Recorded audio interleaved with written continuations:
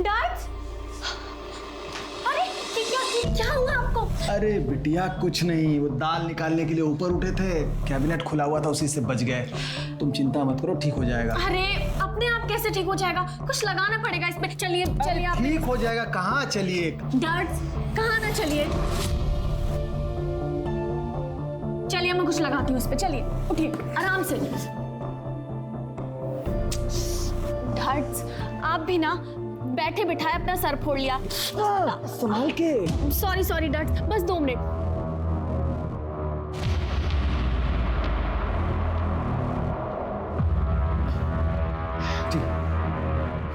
लक्ष्मण लक्ष्मण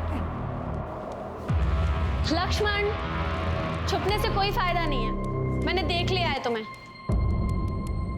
आओ लक्ष्मण। क्लास क्यों नहीं आया आज तुम? वो मेहमान आने वाले हैं तो मालकिन ने पूरा घर साफ करवाया, वहीं देर हो गई। कोई बात नहीं, लेकिन होमवर्क तो किया है ना? हाँ, पर जल्दी जल्दी में किया है, ठीक से किया है कि नहीं वो भी नहीं पता, इसलिए छुप रहा था। अरे बुद्धू, लाओ मुझे 2 कॉपी, मैं देख के बता देती हूँ होमवर्क सही किया या नहीं किया। कल का होमवर्क भी तो देना है तुम्हें। रूही बिटिया, ये आपकी coffee. Thank you dad. Lakshman, जब तक बिटिया तुम्हारी कॉपी चेक कर रही है ना, तुम यहाँ बैठ के सब्जी काटने में हमारा हाथ बटाओगे। ठीक है श्याम भाई। लक्ष्मण, ये तुम्हारा इनाम, क्योंकि तुमने जल्दी जल्दी में भी बिल्कुल सही होमवर्क किया है। थैंक यू दीदी। हेलो डैड, मैं बाहर जा रही हूँ, थोड़ी देर में आ जाऊंगी। ठीक है। अरे सुनो, कहाँ जा रही हो बता के तो जाओ। तुम्हारे मम्मी पापा का फोन आ गया और पूछेंगे कहाँ गई है, तो मैं क्या बताऊंगा? प्लीज डैड, आपको लगता है वो पूछेंगे, और वो भी काम के बीच में से फोन करके पूछेंगे? बिजनेस में लॉस नहीं हो जाएगा उनका?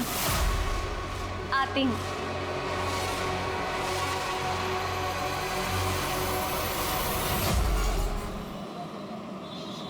इतने से खांसी थी मम्मी को, कब से बोल रहा था टेस्ट करा लो, पर सुनती कहाँ है। आज सुबह खांसी में मुंह से ब्लड आया, हॉस्पिटल लेकर भागा, टेस्ट कराया तो पता चला उन्हें टीबी है, वो भी लास्ट स्टेज। मुझे तो समझ में नहीं आ रहा मैं क्या करूं। एक काम करो, तुम ये रखो और टेंशन मत लो, सब ठीक हो जाएगा। थैंक यू रूही, पर इतने से कुछ नहीं होने वाला, लंबी ट्रीटमेंट चलेगी। अभी ये रखो, फिर हम देखते हैं, मैं कुछ अरेंज कर लूंगी। अभी तुम आंटी के पास जाओ और उनका ख्याल रखो, अपना भी। ठीक है। और सुनो, ये तुम्हारी आंखें इतनी रेड रेड सी क्यों लग रही हैं? तुम ठीक तो हो ना? हाँ, वो रात भर सोया नहीं ना, हॉस्पिटल में था तो थक गया हूँ। मैं चलता हूँ, मुझे लेट हो रहा है हॉस्पिटल के लिए। ठीक है।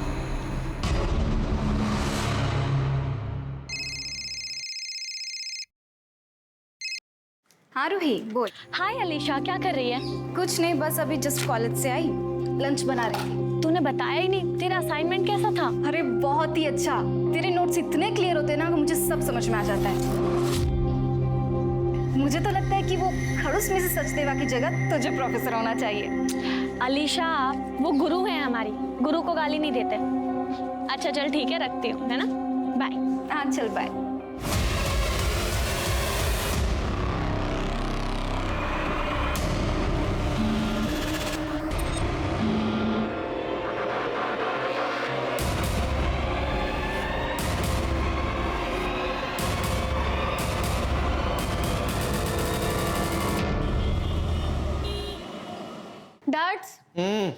डैड्स, मॉम डैड का कॉल आया, बताया उन्होंने वो कब तक आएंगे। अरे बिटिया, बार बार एक ही बात पूछने से बात बदल थोड़ी जाएगी हैं? आ जाएंगे जब उनको आना होगा। तुम थक गई होगी, जाके सो जाओ। नहीं डैड्स, 2 दिन हो गए मैंने उनका चेहरा नहीं देखा। आज तो मैं तभी सोऊंगी जब वो आ जाएंगे, तब तक हॉल में बैठ के टीवी देखती हूँ।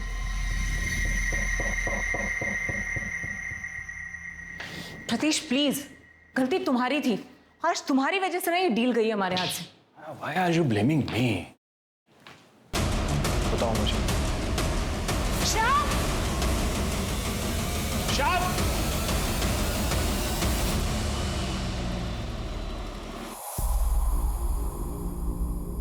मम्मा, मुझे आपसे कुछ जरूरी बात करनी है। नॉट राइट नाउ रूही, मैं ऑलरेडी लेट हूँ, शाम को बात करते हैं। सतीश जल्दी करो, क्लाइंट वेट कर रहा होगा। Madam,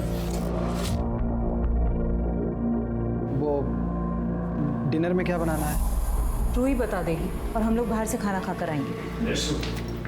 Ruhi, your pocket. पर डैड, वो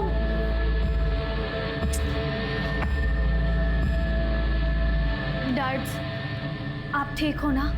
कल रात को जो कुछ भी हुआ, उस बात से आप बहुत परेशान होगे ना? नहीं बिटिया,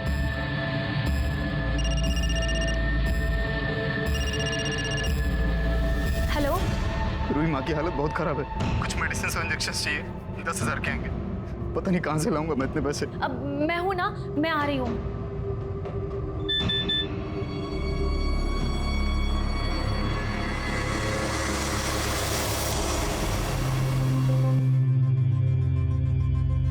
अरे रूही, क्या हुआ?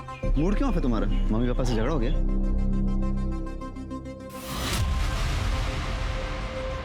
ये क्या है? रूही, तुम जैसा सोच रही हो वैसा कुछ भी नहीं है, ये तो बस दोस्तों के साथ में। यही है ना वो मेडिसिन और इंजेक्शन जिसके लिए तुम्हें मुझसे 10,000 चाहिए थे? मम्मी की बीमारी का झूठ बोल के मैं तुमसे पैसा लूंगा? वो बिल्कुल ठीक है।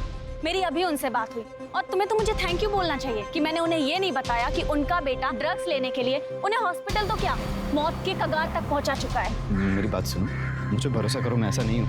रूही, मुझे पैसों की बहुत जरूरत है, प्लीज मुझे। मनीष, मेरा हाथ छोड़ो। रूही, मुझे पैसों की बहुत जरूरत है। मनीष, रूही,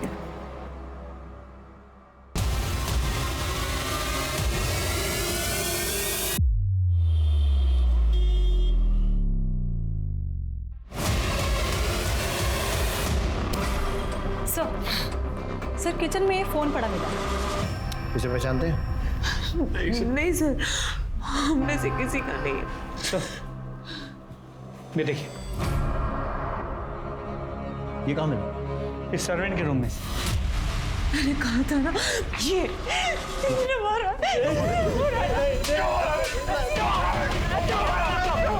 छोड़िए इसे। मैंने रूही बिटिया को नहीं मारा है साहब। रूही बिटिया बिल्कुल मेरी अपनी बिटिया जैसी थी साहब। तूने नहीं मारा तो फिर ये चाकू तेरे रूम में क्या कर रहा था?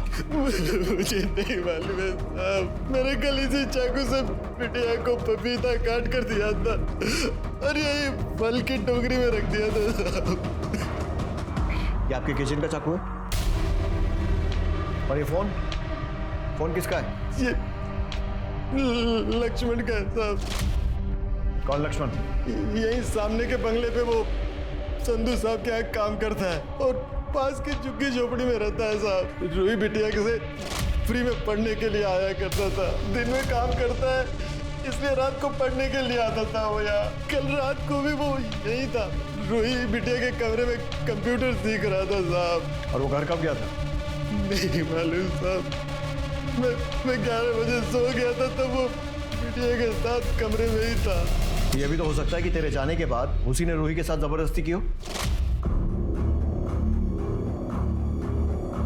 लेकिन लक्ष्मण ऐसा लड़का नहीं है साहब। ऐसा लड़का नहीं है तो कैसा लड़का है? हाँ? और अगर उसने नहीं किया है तो तूने किया होगा, क्योंकि मिस्टर और मिसेस टंडन के आने तक तुम दोनों रूही के साथ थे। मेरी बिटिया की तरह थी साहब। मैंने उसे नहीं मारा। इसके फिंगरप्रिंट्स लो और चाकू से मैच करने के लिए फोरेंसिक भेजो। उस लक्ष्मण को उठाओ और इसको मर्डर के सस्पेशन में अंदर करो। पिछली रात रूही टंडन 17 साल की एक मासूम लड़की का बड़ी बेरहमी से कत्ल कर दिया गया। पुलिस को शक है कि रूही के साथ रेप भी हुआ है। अब यह किसने किया और क्यों किया, पुलिस इसकी तहकीकात कर रही है। मगर एक बड़ा सवाल, रूही का रेप और कत्ल घर के अंदर हुआ। रूही चीखी होगी, चिल्लाई होगी, फिर घर में मौजूद नौकर श्याम ने उसकी आवाज क्यों नहीं सुनी? आस पड़ोस तक उसकी चीख की आवाज क्यों नहीं पहुंची? या फिर लोगों ने चीख की आवाज सुनकर उसे अनसुना कर दिया? सवाल यह भी कि यह कत्ल और रेप क्या प्लान था या फिर अचानक हुआ?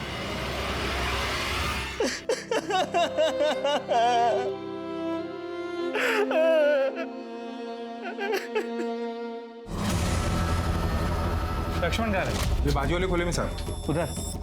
लेकिन वो घर पे नहीं साहब। कहाँ गए? कल सुबह 10 बजे काम पे गया था, तब से घर नहीं आया साहब। क्या काम करते हैं?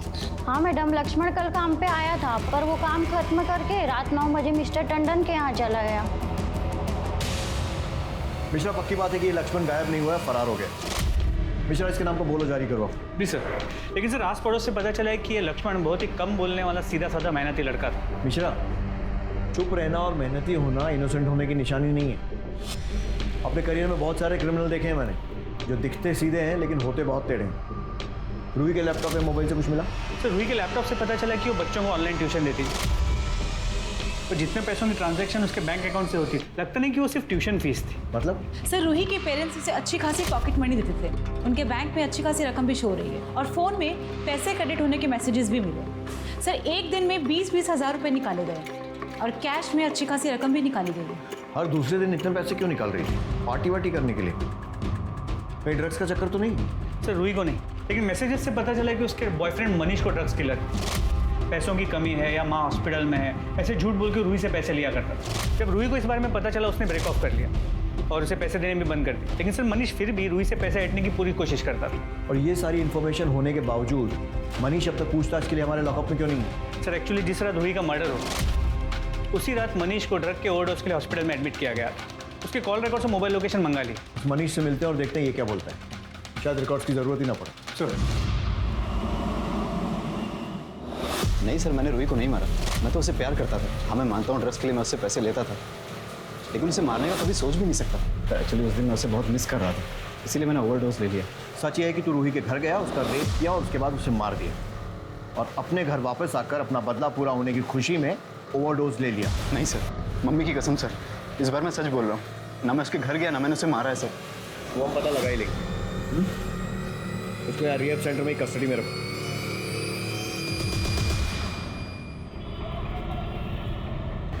मतलब रूही शायद अनजाने में मनीष की ड्रग्स की आदत को सपोर्ट कर रही थी, या फिर शायद उसे भी ड्रग्स की लत थी। सर पूछताछ तो ऐसा कुछ समझ में नहीं आया। रूही के फ्रेंड्स, प्रोफेसर या रिलेटिव्स, उनका यही कहना है कि बहुत ही अच्छी लड़की थी, उसका इंटरेस्ट सिर्फ पढ़ाई और सोशल सर्विस में था। जी सर, और पोस्टमार्टम रिपोर्ट से भी यही कंफर्म हुआ है कि रूही ड्रग्स नहीं लेती थी। पर यह भी पता चला कि उसके साथ रेप नहीं हुआ था, जैसे हमें क्राइम सीन पे लगा था, क्योंकि उसके प्राइवेट पार्ट्स को डिस्ट्रॉय किया गया। सर उसके बॉडी पे, कपड़ों पे, बेडशीट पे कहीं भी कोई सीमेंट ट्रेसेस या कोई लुब्रिकेंट के सैंपल्स नहीं मिले। कोई हार्ड स्टिक या रॉड जैसी किसी चीज़ को इंसर्ट करके उसके प्राइवेट पार्ट्स को डिस्ट्रॉय किया गया। सर उसकी मौत 10 फरवरी की रात 11। सर मैं टंडन फैमिली के पास वाले घर में रहता हूँ। लास्ट वीक जब मैं देर रात तक कुछ काम कर रहा था, तो टंडन के यहाँ से मुझे अचानक चीखने चिल्लाने की आवाज़ सुनाई दी। तो मैंने सुना कि मिस्टर और मिसेस टंडन अपने सर्वेंट शाम के ऊपर चिल्ला रहे थे कि वो रूही के साथ कुछ गंदी हरकतें करने की कोशिश कर रहा था जो वो सो रही थी। जैन साहब आप, अरे क्या हुआ टंडन साहब, आपके घर से इतना शोर आ रहा है? सब ठीक है ना? जी वो संदीप जी, जी बिल्कुल ठीक है। आई एम सो सॉरी आपको इतनी रात को डिस्टर्ब हुआ। आप जाइए, आराम से सो जाइए, अभी कोई आवाज़ नहीं आएगी आपको।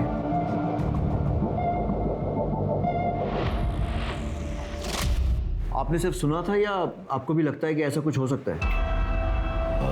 सर मैं कुछ बोल नहीं सकता, पर जो एक नौकर और मालिक के बीच में फ़र्क होना चाहिए ना, वो मुझे रूही और शाम के बीच में कभी दिखाई नहीं।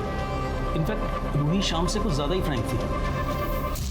मिस्टर और मिसेस टंडन दोनों बहुत मनी माइंडेड हैं, पैसे के पीछे भागने वाले, लेट नाइट पार्टीज करने वाले, और भी जाने क्या क्या बकवास। बकवास मतलब? साफ साफ बताइए। सर मैंने बहुत गलत बातें सुनी हैं उनके बारे में, कि वो अपने बिजनेस को बढ़ाने के लिए कुछ भी करने के लिए तैयार हैं। एग्जैक्टली पता नहीं, लेकिन आई थिंक उस दिन भी वो ऐसी ही किसी पार्टी में थे। मिश्रा, पता करो मिस्टर और मिसेस टंडन उस रात कहाँ थे और क्या कर रहे थे। सर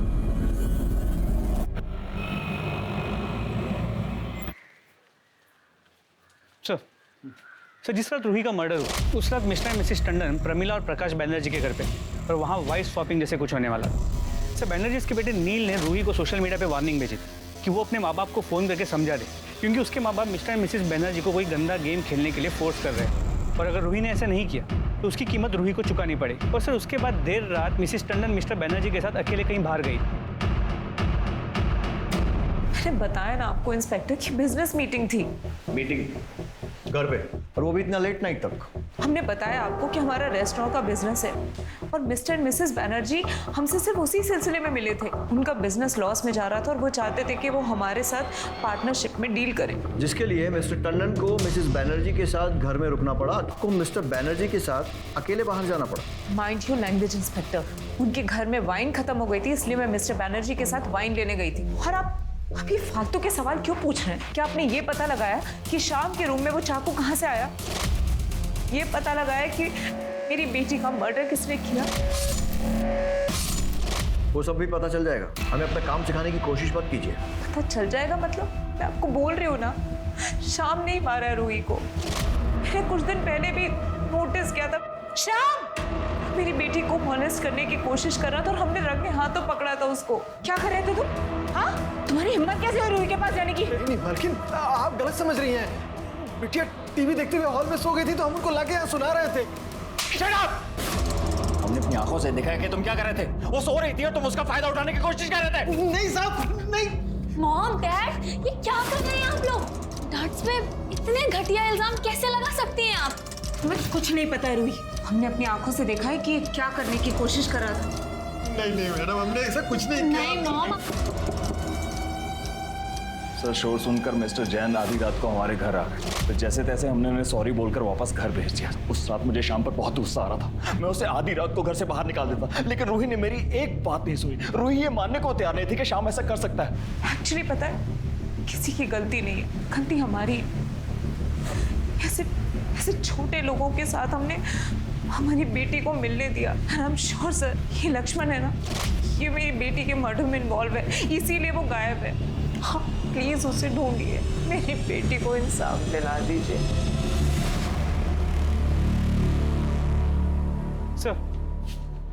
सर शाम पे सभी ट्रिक्स अपना लिए, लेकिन वो अपने बयान से हिल नहीं रहा कि उसने रूही का मर्डर नहीं किया। अपनी बेटी की तरह मानता था। ये उसे अपनी बेटी बता रहा है और बेटी के असली माँ बाप नौकर और बेटी के अफेयर की बात कर रहे हैं। मुझे लगा कहीं ऐसा तो नहीं है कि ये वाइफ स्वैपिंग वाली बात छुपाने के लिए ये लोग ये सब बोल रहे हैं? सर पॉसिबल तो है।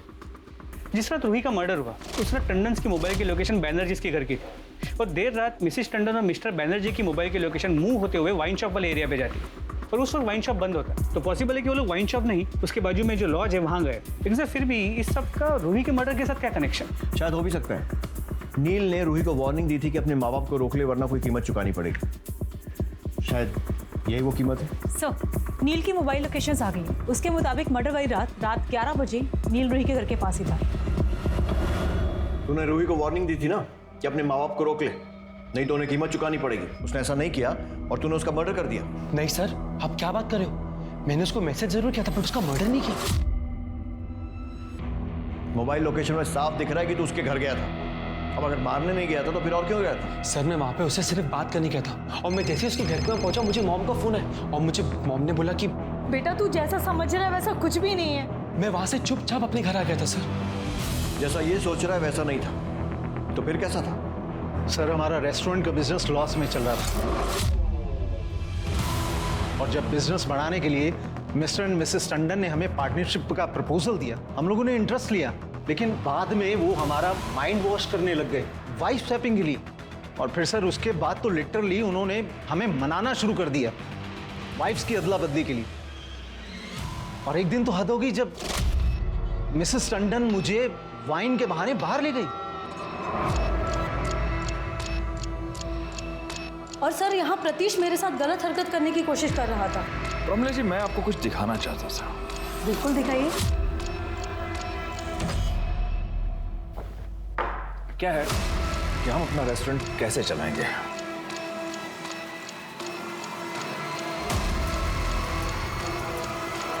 ये क्या कर रहे हैं आप? ये क्या बदतमीजी है?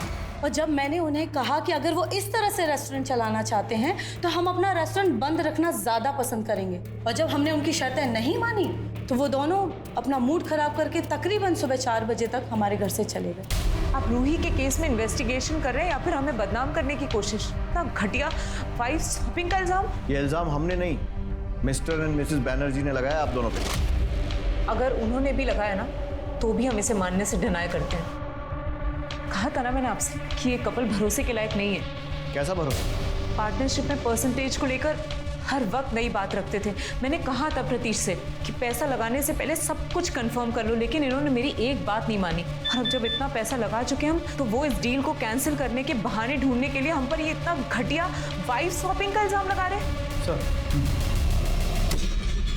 आपके कॉल रिकॉर्ड्स में एक नंबर मिला है जिससे अक्सर आपकी बातें होती हैं। किसका नंबर है? ये तो हमारे बेटे जय का नंबर है। कहाँ है? बुलाइए उसे। अब सर वो एक्चुअली यहाँ नहीं रहता है, वो नोएडा में हॉस्टल में रहता है। वो उसका कॉलेज एक्चुअली वहाँ से पास है, इसलिए।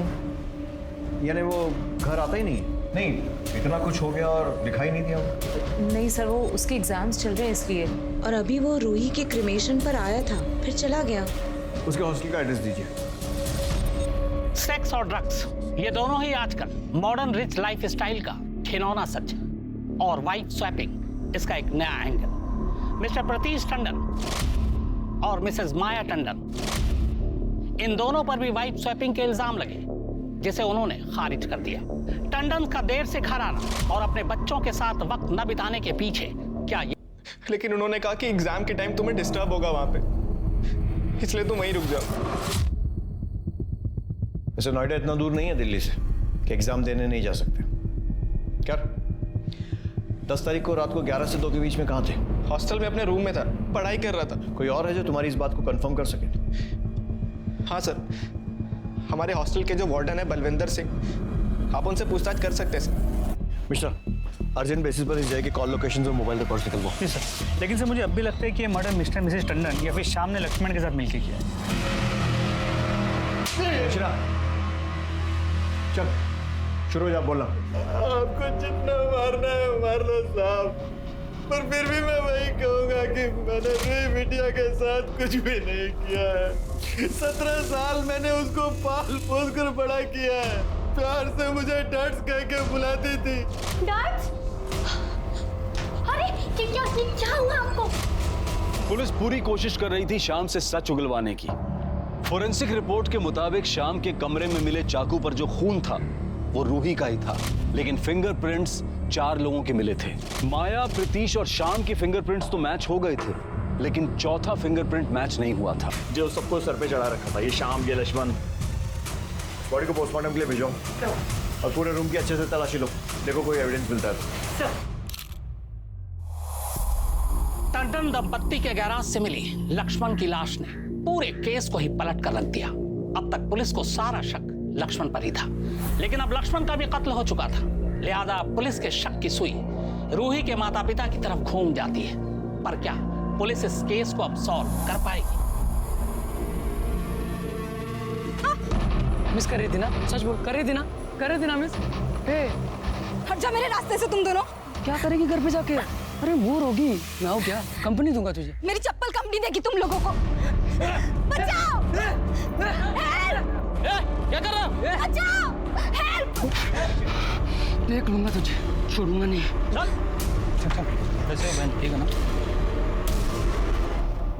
लक्ष्मण जो कि रूही के मर्डर का सस्पेक्ट था, उसकी बॉडी रूही के ही घर के एक स्टोर रूम से मिलती है। अब सवाल यह है कि उसको मारा किसने? शायद शाम ने, क्योंकि लक्ष्मण ने शाम को रूही का रेप और मर्डर करते हुए देख लिया था।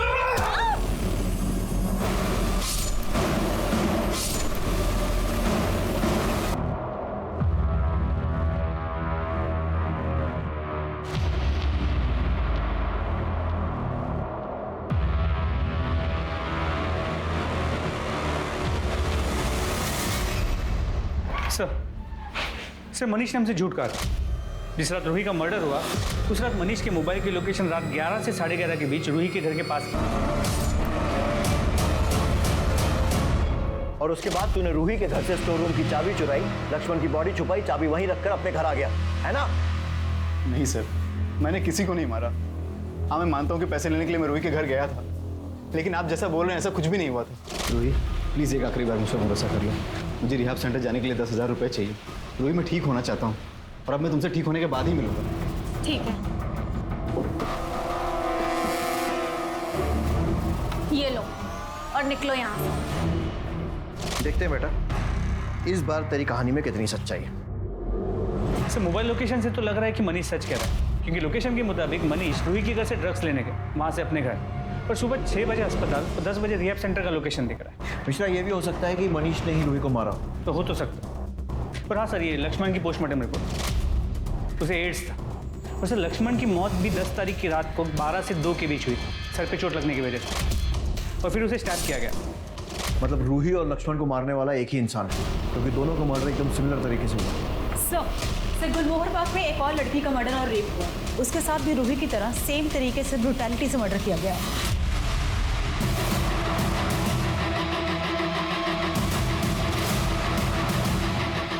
चेक करो।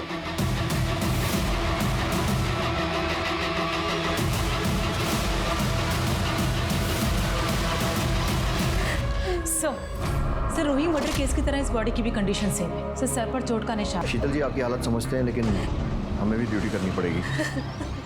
जब ये हुआ, आप कहाँ थे? सर अलीशा 1:30 बजे कॉलेज से घर आती है और मैं ऑफिस से 5:30 बजे। अलीशा घर में अकेली ही रहती है और आज मैं घर आई तो यूं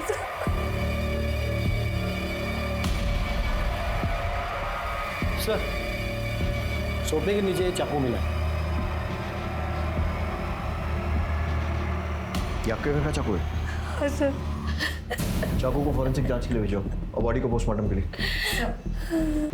आपको किसी पर शक है? सर वो लड़के, अलीशा ने मुझसे कहा था कि जब भी वो कॉलेज से आती थी तो वो लड़के उसका रास्ता रोकते थे। मिस कर रही थी ना, सच बोल, कर रही थी ना मिस। हट जा मेरे रास्ते से तुम दोनों। आप पहचान सकती हैं उन लड़कों को? आपने पुलिस में कंप्लेंट क्यों नहीं की थी? मैंने उन लोगों को वार्निंग दी थी, पर मैंने पुलिस में कंप्लेंट नहीं की। मैंने सोचा वो छोटे बच्चे हैं, उनका फ्यूचर खराब हो जाएगा। मुझे क्या पता था कि ये सब हो जाएगा। इन सब लड़कों की डिटेल्स लो और उठाओ सबों को। सर हम लोग तो सिर्फ मजाक कर रहे थे उसके साथ, मैं सच कह रहा हूँ। हमने नहीं मारा अलीशा को सर। सर आपको कोई गलतफहमी हुई है, हमारे बच्चे ऐसे नहीं है सर। गलतफहमी मुझे नहीं, आपको हो रही है। आपके बच्चे इतने दिन से एक लड़की को छेड़ रहे थे, आपको पता भी नहीं है। उसी लड़की का मर्डर हुआ है और रेप भी हुआ था। अब 2+2 कुछ समझ में आ रहा है या अभी भी इनकी सफाई देनी है? और तू आखिरी मौका है सच बोलने का, बोल दे, क्योंकि अगर मैंने सच उगलवाना शुरू किया ना तो तेरा बाप क्या, भगवान भी नहीं बचा पाएंगे तुझको। बोल। सर वो अलीशा मुझे बहुत अच्छी लगती थी और ये बात इसे बताते इसलिए ये उसे जानबूझकर चिढ़ाया करता था, लेकिन मैं सच कह रहा हूँ, मैंने कभी उसे कुछ नहीं कहा। ये बात सही है कि मुझे पता था दिन भर वो अकेली रहती है रूम में, इसलिए मैं जाता था और उसे चुपके देखता था सर। और कल उसने तुझे देख लिया, तुझे धमकी दी, तुझे गुस्सा आया, तूने उसका रेप किया और मर्डर कर दिया, है ना? नहीं सर, मैंने नहीं मारा अलीशा को, और कल तो मैं उसके घर की तरफ गया ही नहीं। मेरे को बाहर लेकर चलो, इनकी स्टोरी क्रॉस चेक करो। चल बेटा। अरे आप जबरदस्ती इनकी सफाई देने के बजाय अगर टाइम पर इन्हें संस्कार दिए होते ना तो ये नौबत नहीं आती। सर हमने कॉलेज के स्टाफ और वहाँ के सीसीटीवी फुटेज से कंफर्म किया, अर्जुन और उसका दोस्त सच कह रहे हैं। शाम 5 बजे तक वो लोग कॉलेज में ही थे। सर अलीशा के घर के पास का सीसीटीवी फुटेज मिल गया। सर इसने जानबूझकर फेस पर कपड़ा और सर पर कैप पहनी हुई है। सर किसी भी तरीके से इसका चेहरा पहचानना इम्पॉसिबल है। एक मिनट, रिवाइंड करो, प्ले, पॉज, जूम करो। शूज पे ये शूज मैंने पिछले 4-5 दिनों में कहीं देखे हैं, कहीं पर रखे हुए देखे हैं या फिर किसी ने पहने हुए थे। मिश्रा, यादव, रूही और अलीशा के मर्डर की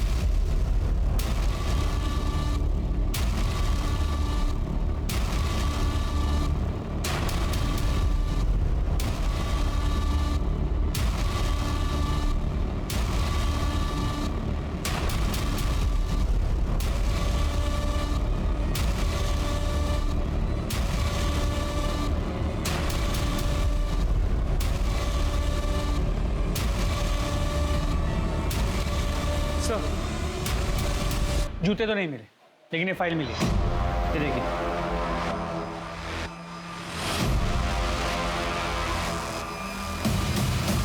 तेरे मोबाइल रिकॉर्ड से साफ है कि जब रूही का मर्डर हुआ था तेरी लोकेशन घर पे थी, और जब अलीशा का मर्डर हुआ तो तेरी लोकेशन उसके घर पे थी। बाकी सीसीटीवी फुटेज तुझे दिखाई दिया है। चल अब शुरू हो जा, बता क्यों किया ये सब। हाँ, मुझे प्राइवेट पार्ट में इन्फेक्शन था।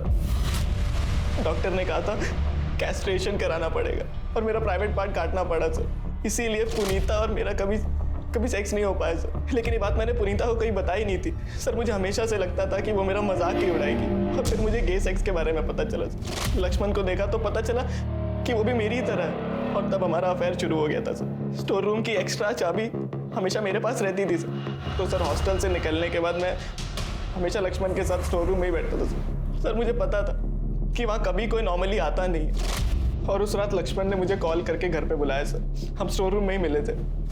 ये देख मेरी मेडिकल रिपोर्ट, इसमें लिखा है मुझे एड्स है। तेरे सिवाय मैंने किसी के साथ भी नहीं किया है। तूने जानबूझ के बीमारी मुझे दी है, जानबूझ के। तुझे पता था तुझे एड्स है, तुझे पता था। मेरे साथ प्यार करने का नाटक किया तूने। अब मैं तुझे नहीं छोड़ूंगा। तेरे बारे में सबको बताऊंगा मैं, सबको, मम्मी को, पापा को, सबको, पुलिस तक को बता दूंगा। तू याद रखना। लक्ष्मण सुन यार, तू ऐसे सबको जाके बता देगा तो मेरी असलियत सबके सामने आ जाएगी यार, प्लीज। तेरी सच्चाई छुपाने के लिए मैं मर जाऊं क्या? तू जो है यार। ये तुम्हारी मेडिकल रिपोर्ट्स मुझे मॉम डैड के कमरे में मिली। इसमें लिखा है कि तुम्हारे प्राइवेट पार्ट्स में इन्फेक्शन था, इसीलिए तुम्हारा क्रस्टेशन कराना पड़ा। शायद इसीलिए पुनीता ने तुमसे ब्रेकअप कर लिया। हाँ, काटना पड़ा मुझे। नामर्द हूं ना मैं, यही कहना चाहती हो ना तुम? हाँ, मैं पुनीता के साथ कुछ नहीं कर पाया। नहीं भैया, तो बस आपसे ये कहना चाह रही हूँ कि शायद पुनीता को अगर हम पहले बता देते इस बारे में तो शायद वो इस सिचुएशन को समझ पाती। मुझे ऐसा लगता है कि मुझे उसे बता देना चाहिए। रूही, कहा था ना फेक सिंपैथी नहीं। सर मैंने न्यूज में सुना था कि रूही के केस में मॉम डैड को सस्पेक्ट किया जा रहा है। सर सिर्फ मॉम डैड है जो मुझे अच्छे से समझते हैं। सर मुझे लगा वो फंस जाएंगे, वो मैं उन्हें खोना नहीं चाहता था सर। मुझे पता था अलीशा दोपहर में अकेले घर पे रहती है, इसीलिए मैं जानबूझकर मुंह छुपा कर गया था ताकि कोई पहचान ना सके।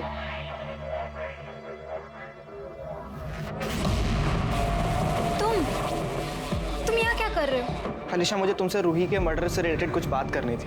हाँ? अंदर आ सकता हूँ मैं? हाँ। अच्छा।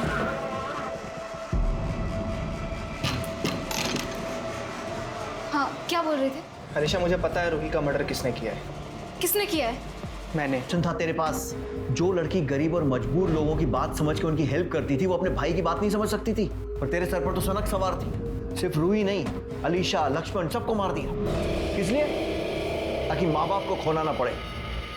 और अब तेरे माँ बाप ने तुझे हमेशा के लिए खो दिया। जय टंडन, रूही का भाई और उसका कातिल। कौन सोच सकता था कि रूही को इतनी बेरहमी से मारने वाला उसका अपना भाई होगा? और वजह? क्योंकि वो अपनी चेंज सेक्सुअलिटी और मेल ईगो से डील नहीं कर पा रहा था। लेकिन अपनी सेक्सुअलिटी खुल जाने का डर जय के अंदर इस कदर था कि उसने न सिर्फ अपनी बहन रूही बल्कि मासूम आलिशा को भी मौत के घाट उतार दिया। सेक्सुअल प्रेफरेंस और एक्सेप्टेंस की वजह से आजकल क्राइम रेट और बढ़ गया है।